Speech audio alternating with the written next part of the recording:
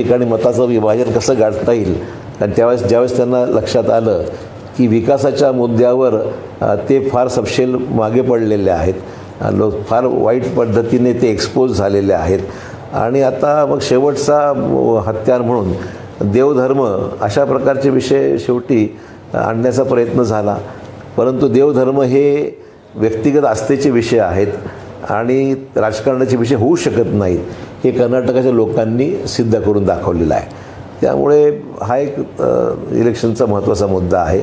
आणि काँग्रेसच्या लोककल्याणकारी योजना ज्या जाहीरनाम्यामध्ये काँग्रेसनी दिलेल्या आहेत, त्या सगळ्या योजनांचा सुद्धा लोकांनी त्याला प्रतिसाद दिलेला आहे. काँग्रेसनी सांगितलं आहे मॅनिफेस्टोमध्ये की आम्ही या घोषणापत्रामध्ये ज्या गोष्टीच्या लोककल्याणकारी योजनांचा उल्लेख केला आहे त्याची अंमलबजावणी आम्ही एका वर्षभराच्या आत ही लागू करू, अशा प्रकारचं एक पक्कं आश्वासन आणि अंमलबजावणीचा कालावधीसुद्धा त्याच्यामध्ये स्पष्ट काँग्रेसने केलेला आहे. आपण पाहत आहे की रोजगार, महागाई, सुरक्षा, शांतता, विकास हे जनतेसमोरचे महत्त्वाचे प्रश्न होते. म्हणजे भाजप ह्या विषयावर काही अधिक बोलू शकले नाहीत. डबल इंजिन सपशेल लोळावून घसरलेला आहे. म्हणजे ज्या डबल इंजिनचा उल्लेख वारंवार होत होता की डबल इंजिन की सरकार अमुक तमुक, परंतु डबल इंजिनला कुठेही प्रतिसाद लोकांनी दिला नाही आणि डबल इंजिन हे आता रुळावून घसरलं आहे हे आता स्पष्ट झालेलं आहे. त्यामुळे ज्याला म्हणतो की ऊपरवाले की लाठी जब चलती है तो आवाज़ नहीं निकलता है, वैसे ही स्थिती हो गई है की एवढ्या मोठ्या प्रमाणावर अनएक्सपेक्ट, मी तर म्हणेन की पोलचे जे एक्झिट पोलमध्ये जे काही आकडे दिले त्याच्यापेक्षाही जास्त जागा या काँग्रेसला अनेक एजन्सीजनी त्याच्यामध्ये आपलं ओपिनियन दिलं होतं, पण मग ते सुद्धा क्रॉस कदाचित होईल असं वाटतं आहे. त्यामुळे वातावरण बदलतं आहे. आगामी काळामध्ये देशामधले होणाऱ्या ज्या निवडणुका आहेत त्याच्यामध्ये सुद्धा या बदलचा परिणाम. आणि मी तर म्हणेन की राहुल गांधींनी ज्या पद्धतीने भारत जोडो यात्रेचा शुभारंभ केला तो एक पायाच रचला गेला पुढच्या एकंदरीत राजकीय परिस्थिती संदर्भामध्ये.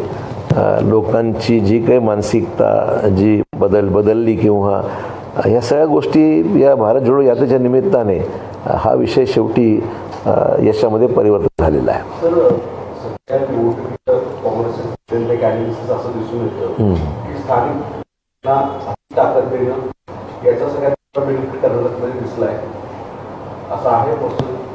आपण असं आहे की ज्या वेळेस निर्णयाची प्रक्रिया होते त्यावेळेस निर्णय प्रक्रियेमध्ये बऱ्याचशा चुका होतात. आपलं जजमेंट कदाचित वरिष्ठ पातळीवर कमी जास्त होऊन जातं, पण ज्यावेळेस स्थानिक नेतृत्वावर काही गोष्टी सोपवून दिल्या गेल्या आणि त्यांच्या मताप्रमाणे बरेचसे निर्णय झाले, ठीक आहे एखाद दोन इकडे तिकडे समजू शकतो मी, पण बरेचसे निर्णय जे मी ऐकून आहे कर्नाटकाच्या बाबतीमध्ये हे स्थानिक नेतृत्वावर सोपवले गेले. आणि त्यामुळे मला वाटतं की सर्वांनी खूप मेहनत घेतली आणि उमेदवार योग्य पद्धतीने निवडल्या गेले, त्याचंही यश याच्यामध्ये त्याला मिळालेलं आहे. सर, महाराष्ट्राच्या लगतच्या जवळ बेळगावच्या आणि काही बेळगावच्या पलीकडच्या भागामध्ये महाराष्ट्र एकीकरण समिती आणि राष्ट्रवादीचे जे उमेदवार आहेत त्याच्यामुळे काँग्रेसला फटका बसला आहे. मला तो आता ॲनालिसिस अजून काही डिटेल मी केलेलं नाही आहे, पण जनरल जे मी पाहतो आहे की महाराष्ट्र एकीकरण समिती एकेकाळी बऱ्यापैकी मतं घ्यायची, पण यावेळेस मात्र महाराष्ट्र एकीकरण समितीने मतं फार कमी घेतली आणि त्याचा परिणाम असा झाला की त्यातलं त्यांना मानाला जो काही वर्ग असेल तो काँग्रेसला मिळण्याच्या ऐवजी तो भाजपकडे गेल्याचं चित्र हे थोडंफार दिसतं आहे. आणि त्यामुळे कदाचित MES जर अधिक मतं घेऊ शकलं असतं तर भाजपला फायदा झाला नसता असं आम्हाला वाटतं. सिद्धरामय्या असतील किंवा शिवकुमार यांच्यातील पक्षासाठी काम केलं त्यानंतर असं दिसतंय की म्हणून काँग्रेसला सगळा मोठा विजय मिळवता आला. महाराष्ट्रात अशी परिस्थिती आता कधी नाही, महाराष्ट्रात तशी परिस्थिती नाहीच आहे. तुम्ही म्हणजे तशी काही परिस्थिती महाराष्ट्रामध्ये निर्माण झालेली नाही आहे. महाराष्ट्रामध्ये काँग्रेसला पोषक वातावरण आहे आणि सगळ्या विषयाचं आकलन करून जर आणि तिन्ही पक्ष जे आहेत आघाडीमध्ये शिवसेना उद्धव ठाकरेजींची आणि राष्ट्रवादी काँग्रेस या तिघांचं जर व्यवस्थितपणे सर्व निर्णय प्रक्रिया जर विचारविनिमय करून जर झाली तर मला महाराष्ट्रामध्ये सुद्धा महाविकास आघाडीला चांगलं यश मिळू शकेल असं माझं स्वतःचं मत आहे. प्रयत्न होता त्याच्या नाही, खूप त्यांनी प्रयत्न केला ना. आता बजरंग बली, हनुमान चालीसा असे विषय आणि RSS वगैरे, बजरंग दल, सगळे विषयाचा पुरेपूर प्रचाराचा शेवटी उपयोग झालाच ना. म्हणजे डबल इंजिनची सरकार, विकासात्मक कामं, रोजगार, महागाई या विषयावर कोणीतरी भाजपमधून काही शब्दही काढला नाही. फक्त बजरंग बली की जय आणि हनुमान चालीसा पूजा करण्यामध्ये आणि बजरंग दलावर बंदी आणायची न आणायची या वादविवाद हा निर्माण करून त्याचा फायदा निवडणुकीमध्ये मिळतो का, हा प्रयोग झाला. शेवटी ज्यावेळेस सर्व उपाय संपले त्यावेळेस हे उपाय भाजपकडून अवलंबले गेले. पण लोकांना वाटतं की ह्याच्यापेक्षाही अधिक रस जो होता तो लोकांच्या स्वतःच्या प्रश्नासंदर्भामध्ये कुठला पक्ष काय करतो किंवा बोलतो ह्याच्यावर स्वारस्य होतं. गॅस सिलेंडरच्या किमतीबद्दल खूप तीव्र प्रतिक्रिया होत्या. काँग्रेसच्या जाहीरनाम्यामध्ये 5 निर्णय महिलांच्या बाबतीमध्ये, मग ते बसनी, परिवहन विभागाच्या बसेसमध्ये विनामूल्य प्रवास हा त्यातला एक महत्त्वाचा विषय होता. महिलांना दर महिन्याला काही पैसे द्यायच्या हिशोबाने, त्यांच्या आर्थिक परिस्थितीच्या हिशोबाने त्यांच्या घरगुती कामाकरता उपलब्ध हा एक निर्णय त्याच्यामध्ये होता. बेरोजगार युवकांना सुद्धा भत्ता देण्याच्या बाबतीमध्ये काही निर्णय होता. असे 4-5 निर्णय हे महिलांच्या बाबतीमध्ये सुद्धा जे घेतले गेले, त्यामुळे महिलांची जी मतदानाची टक्केवारी आहे ती यावेळेस वोटिंग जास्त झालेलं आहे असंही चित्र हे निदर्शनास येत आहे. काँग्रेसचे आमदार सगळे बेंगलोरमध्ये जमू लागलेले आहेत. काँग्रेसचे आमदार हळूहळू बेंगलोरमध्ये जमण्याचं त्यांना सांगितलं आहे. तिकडून कमलनाथ पण निघाल्याची माहिती घेतली. ऑपरेशन लोटसची पुन्हा एकदा भीती असं वाटतंय का यातून काही भीती नाही, दक्षता, मागचा अनुभव लक्षात घ्या. दक्षता घ्यावीच लागेल ना. या देशामध्ये काही घडू शकतं असे वातावरण गेल्या 5-7 वर्ष अनुभवलं आहे. मध्य प्रदेशमध्ये तेच घडलं, गोव्यामध्ये तेच घडलं आणि कर्नाटकामध्ये सुद्धा तेच आलेलं सरकार पाडलं गेलं. त्यामुळे मागचे अनुभव लक्षात घेता पुन्हा त्याची पुनरावृत्ती होऊ नये, दक्षता घेणं आवश्यकच आहे. लोकांचा मॅन्डेट आपल्या बाजूने असताना अशा भानगडी होऊ नये याकरता पूर्ण दक्षता घेण्याचं काम काँग्रेस श्रेष्ठींनी अवलंबलं आहे आणि ते योग्यच आहे असं माझं मत. देशभरातील हवा बदलते का आणि कर्नाटकचा निकाल पाहता देशभरातील हवा बदलते का आणि मोदींची क्रेज कुठेतरी कमी होत चालली असं वाटतंय का? असं आहे की तोच इलेक्शनचा प्रचार, डबल इंजिनच्या बाबतीमधले होणारं प्रचार आणि ज्या पद्धतीने आपण पाहताय राहुल गांधींची एकतर खासदारकी रद्द करण्याच्या बाबतीमध्ये झालेला निर्णय, त्यांच्या एका दिवसामध्ये घर खाली करा म्हणून आलेली नोटीस, तिचं टोकाचं राजकारण लोकांना आवडत नाही. ठीक आहे, लोकशाहीमध्ये हार जीत हा प्रकार मान्य आहे मला, परंतु व्यक्तिगत कोणाविषयी फार काळ आकसेने वागणं किंवा आकस ठेवून त्याच्यावर एखाद्या व्यक्तीवर कारवाई करणं हा जो काही प्रकार आमच्या सध्याच्या राजकारणात सुरू झाला आहे देशामध्ये, तो सामान्य माणसाला पटलेला नाही. हा त्यातला एक स्पष्ट म्हणजे उल्लेख करायला हरकत नाही की हा त्यातला एक महत्त्वाचा भाग आहे जो लोकांना मान्य नाही आहे. आणि त्यामुळे त्याचा एक पण सहानुभूती राहुल गांधींच्या नेतृत्वाच्या विषयी असलेली अपेक्षा ही त्यातून सिद्ध झालेली आहे. राहुल गांधींच्या नेतृत्वाविषयी लोकांमध्ये आणि भारत जोडो यात्रेमुळे राहुल गांधी देशात फिरले त्या सगळ्या मतदारसंघात एक पॉझिटिव्ह ट्रेंड कर्नाटकात दिसतो आहे. पंतप्रधान नरेंद्र मोदी सारख्या पंतप्रधान पदावर असलेल्या लोकांनी देवाचे नारे, आशीचे नारे देऊन मतदान करण्यासाठी पोलराईज करण्याचा प्रयत्न करतात. धोरणात्मक आणि विकासात्मक विषय त्यांच्याकडे नाही आहेत म्हणून ते असे विषय करतात आणि हे वाटतं की देशामध्ये बेरोजगारी, महागाई या विषयाला कुठे ना कुठे साईडलाईन करण्याचा प्रयत्न आहे. हा प्रयोग अनेक वेळा झाला ना. भाजपचं राजकारणाचा गाभा जो आहे तो धर्माचा, लोकांची सहानुभूती मिळवण्याकरता मग बऱ्याच वेळा हिंदू मुस्लिम हा विषय अनेक वेळा देशामध्ये त्याचा उपयोग केला जातो. लोकांच्या भावना भडकवण्याचा प्रयत्न केला जातो. या अनुभव या देशाने अनेक वेळा अनुभवलेला आहे. पण तोच प्रयोग नेहमी यशस्वी होत नाही ना. एकदा होतो, दोनदा होतो, पण लोकांचे प्रश्न ह्याच्यापेक्षाही गंभीर आहेत ना. म्हणजे हनुमान चालीसा म्हणण्याविषयी कोणाला तक्रार नाही, आम्ही घरी स्वतःही पूजा करतो ना, पण त्याचं लोकांमध्ये प्रदर्शन आमच्या पूजेचं आम्ही करत नाही आहे. किंवा हिंदू आणि मुस्लिमांच्या बाबतीमध्ये सुद्धा एक वातावरण, ज्यावेळेस दंगे घडतात त्यावेळेसच हा विषय जास्त उफून येतो. एरवी तर मात्र सर्व हिंदू मुस्लिम एकत्र राहतात. तर हे प्रयोग जे आहे चालू आहे देशावर वेगवेगळ्या पद्धतीने एक वेगळा नॅरेटिव्ह सेट करण्याचा प्रयत्न आहे. एकदा यशस्वी झाला, दोनदा झाला, नेहमी होऊ शकत नाही. हे लोकांना दाखवलं आहे. आजचं इलेक्शन दाखवत आहे. हा सगळा प्रयोग झाला कर्नाटकामध्ये, पण तो चालला नाही. नाही, मराठी पृथ्वीराज चव्हाण यांनी असं म्हटलंय की पृथ्वीराज चव्हाणांनी असं म्हटलंय की केंद्रीय नेतृत्वाने आता राज्यातल्या नेतृत्वावरती त्या पूर्ण जबाबदारी द्यावी, जेणेकरून राज्यामध्ये राज्यातलेच नेते चालतात आणि केंद्रीय नेतृत्वाने फक्त मार्गदर्शन करावं. तुम्ही कसं बघता यावर? नाही, पृथ्वीराज चव्हाणांच्या वक्तव्यापेक्षा मला एवढंच म्हणायचं आहे की ज्या वेळेस राज्याचं नेतृत्व कमी पडतं त्यावेळेस केंद्राला हस्तक्षेप करण्याची गरज पडते. जर आपण व्यवस्थित निर्णय घेण्यास सक्षम असू तर केंद्र काही तुम्हाला हस्तक्षेप आत्ता पण मला आठवत नाही कधी केंद्राने केलेला फारसा. त्यामुळे माझं मत असं आहे की आपण सर्वांनी जर निर्णय प्रक्रिया जर व्यवस्थितपणे विचारपूर्वक निर्णय जर घेतले तर केंद्राला फारसं पाहायची गरज पडणार नाही आणि तो रिझल्ट द्यावा लागतो माणसाला. मुद्दा असा आहे की अनेक वेळा तुम्ही मागची प्रक्रिया जर बाहेर जवळून पाहिली तर अनेक वेळा रिझल्ट्स मिळत असताना काही वेळेस चांगले मिळाले रिझल्ट्स, पण रिझल्ट चांगले मिळाले तर मग काय पाहिजे गरज नाही ना. शेवटी अकाउंटेबिलिटी हा विषय आहे. पण तुम्हाला वाटतं आता या निकालानंतर तरी ज्या पद्धतीनं केंद्र सरकार वेगवेगळ्या संस्था वापरते, तपास संस्थांमध्ये DK शिवकुमार यांना तुरुंगात टाकलं होतं, तशाच पद्धतीनं महाविकास आघाडीच्या नेत्यांना तुरुंगात असं आहे की आता या सगळ्या आजच्या निकालाचं विश्लेषण, आत्मपरीक्षण, अभ्यास हे भाजप करेलच आणि त्याच्यातून जो बोध घ्यायचा त्यांनी घ्यावा. तर मी त्यात काय बोलू.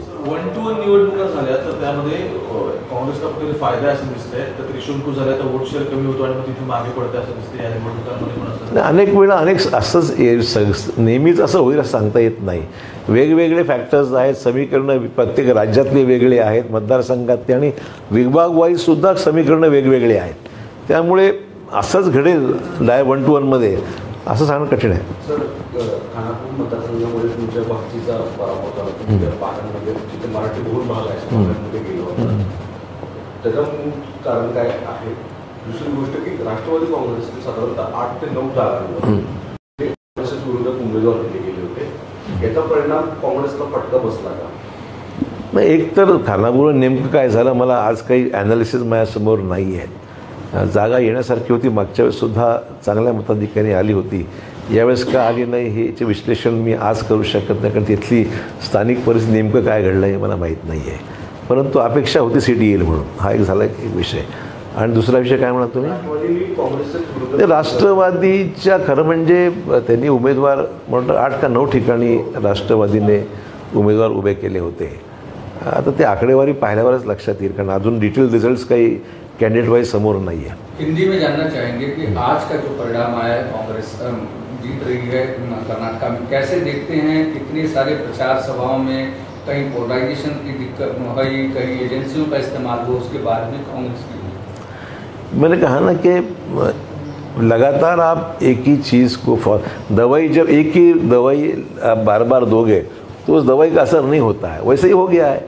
केंद्र सरकार ने जिस तरीके से जो भी चीज़ अपनाई और जिस तरीके से लोगों को डराकर चुनाव में इस्तेमाल किया, पॉलिटिकल इस्तेमाल किया, अब वो पूरा फैक्टर पूरा ना हो, चाहे वो दवाई का भी उस असर नहीं हो रहा है. यही दिखाई दिया इस चुनाव में.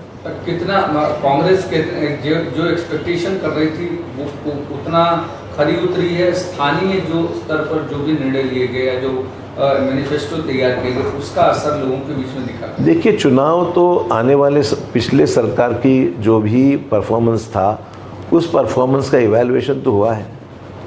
तो पिछले 5 साल की बोमई सरकार हो या उनके पहले की येडियुरप्पा जी की सरकार हो, उन सरकार के वक्त पे जो भी फैसले किए गए थे वो लोगों में एडमिनिस्ट्रेशन का टोटल फेलियर था. करप्शन के बारे में बहुत बड़े पैमाने पे शिकायतें लोगों ने की थी और इसका पूरा असर आप देखोगे कि वेलफेयर स्कीम्स पे या एडमिनिस्ट्रेशन पे लोगों के तरफ, लोगों की ज़रूरतों की तरफ ध्यान तो बिल्कुल नहीं दिया गया. तो साफ नज़र आया. वरना इतना बड़ा फ़र्क आप देखोगे कि बीजेपी जो उम्मीद कर रही थी और जिसके बारे में बोलबाला था कि कैसे भी सूरत में बीजेपी इतनी यंत्रणा लगी हुई थी, देश के सर्वोच्च नेता उसमें लगे हुए थे, इतना होने के बावजूद लोगों ने उनको फटकारा है, लोगों ने उनकी लीडरशिप एक्सेप्ट नहीं की है. तो आप समझ सकते लोगों में गुस्सा कितना बड़ा था इस पूरे चुनाव में कि लोगों ने केंद्र और डबल इंजन की जो बात हो रही थी, केंद्र राज्य सरकार की डबल इंजन की बात हो रही थी, इसके बावजूद लोगों ने उनको ये किया है, रिजेक्ट किया है. कांग्रेस का जो भारत जोड़ो यात्रा राहुल गांधी की थी, उसका क्या असर हुआ है, किस तरह से देखते हैं? और प्रधानमंत्री भी गए थे प्रचार के लिए, लेकिन रिजल्ट नहीं आया, क्या करें? राहुल गांधी जी की जो भारत जोड़ो यात्रा देश में शुरू हो गई, वो कर्नाटक में गई, मध्य प्रदेश में गई, महाराष्ट्र में भी आई है। और मैं समझता हूँ एक फाउंडेशन, ये पूरे चुनाव का फाउंडेशन ही उसी वक्त मैं समझाऊँगा डायरेक्टली इनडायरेक्टली रखा गया, कि जिसके वजह से लोगों ने राहुल जी को बड़े करीब से देखा, आजमाया, उनकी जो विचारधारा वो समझ के ली, और आम गरीब से गरीब और आम आदमी को राहुल जी से मिलने का मौका उस दरमियान लोगों को मिल गया। तो मैं समझता हूँ ये परिवर्तन में एक बेसिक जो फाउंडेशन है वो उसी वक्त वो रखा गया था जब यात्रा निकली। और जहाँ तक मैं जानता हूँ आज के परिणाम अगर हम आप लोगों ने ठीक से देखे तो जहाँ जहाँ राहुल गांधी जी इस यात्रा के दौरान गए उस सीटों पे पॉजिटिव इम्पैक्ट उसका निश्चित तौर पर हुआ है। जहाँ तक सवाल है कि देश के प्रधानमंत्री भी गए, होम मिनिस्टर भी गए, बाकी अन्य नेता भी, बड़े बड़े बीजेपी के नेता गए, उसको लोगों ने स्वीकार नहीं किया है। कांग्रेस ने ट्वीट किया है और कहा है कि बजरंग बली ने तोड़ दी जो भ्रष्टाचार की नदी थी, वहाँ पे तोड़ दिया। बजरंग बली का काफी इस्तेमाल हुआ वहाँ पर। लेकिन अभी तो चुनाव हो गया है, उसका बजरंग बली का आशीर्वाद किसको मिल गया ये तो स्पष्ट हो गया है। जिस तरह से किया गया, बाकी सब बातें लेके आएंगे, तो कर्नाटक की जनता ने क्या इसको स्वीकार किया, किस तरह से क्या देखेंगे आप? कांग्रेस की जो वोट शेयर है उसमें बढ़ोतरी तो हुई है। अगर मैंने फिगर्स कुछ देखे कि पिछली बार कांग्रेस की जो वोटिंग पैटर्न था, उस वोटिंग पैटर्न में कांग्रेस को 38.14% वोट मिला था। इस बार कांग्रेस को 43% वोट शेयर कांग्रेस का रहा है। बीजेपी 36 पर ही रह चुकी, बड़ी नहीं, और कांग्रेस मतलब 38 से 43% पे कांग्रेस गई है। तो वोट शेयर तो बढ़ा ही है कांग्रेस का, स्वाभाविक है। ऑपरेशन क्या लगता है अपनाया जाएगा यहाँ पे जी? किस तरह से देख रहे हैं ऑपरेशन? मतलब ऑपरेशन लोटस की कोशिश बीजेपी करेगी क्या? और सतर्कता के तौर पर कांग्रेस के बड़े नेता खासकर कर्नाटक पहुंच रहे हैं। इतना पानी नहीं काट पाएंगे अभी। 60 जो सीट्स उनकी है 66, तो 66 से लेकर 132 इतना काटना ये पॉसिबल नहीं है। प्रिकॉशन तो लेना पड़ेगा, पर मुझे लगता नहीं उस पर कोई संभावना आज के दिन में।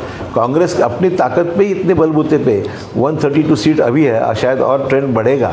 तो मुझे लगता नहीं अभी कोई पॉसिबिलिटी बची है कि वो इसमें कोई अलग राजनीतिक खेल करने का कोई प्रयास बीजेपी के लिए करना बड़ा महंगा पड़ेगा, कोई पॉसिबल ही नहीं है। महाराष्ट्र के सीमावर्ती इलाके में कांग्रेस का जो प्रदर्शन एक्सपेक्ट कर रहे हैं, क्या उतना हुआ या फिर उसमें कहीं ना कहीं कम? महाराष्ट्र के मैं समझ 18 सीटें हैं तुम्हारी, जो मराठ बेलगांव और वो सब एरिया जो है, मुझे बॉम्बे कर्नाटका जिसको कहते हैं हम लोग, वैसे 18 सीटें हैं। 18 में से मेरे ख्याल से 13 या 14 कुछ सीटें वहाँ पर, मेरे एग्जैक्ट फिगर नहीं मेरे पास, पर सीटें वहाँ पर ठीक आई है। वहाँ पर एक्सपेक्टेड सीटें जो और भी आनी चाहिए थी, वहाँ पर MES की परफॉर्मेंस कम होने के कारण फ़ायदा बीजेपी को पहुँचा है। MES तो नीचे चले गई, पर फ़ायदा बीजेपी को हुआ, कांग्रेस को नहीं हुआ।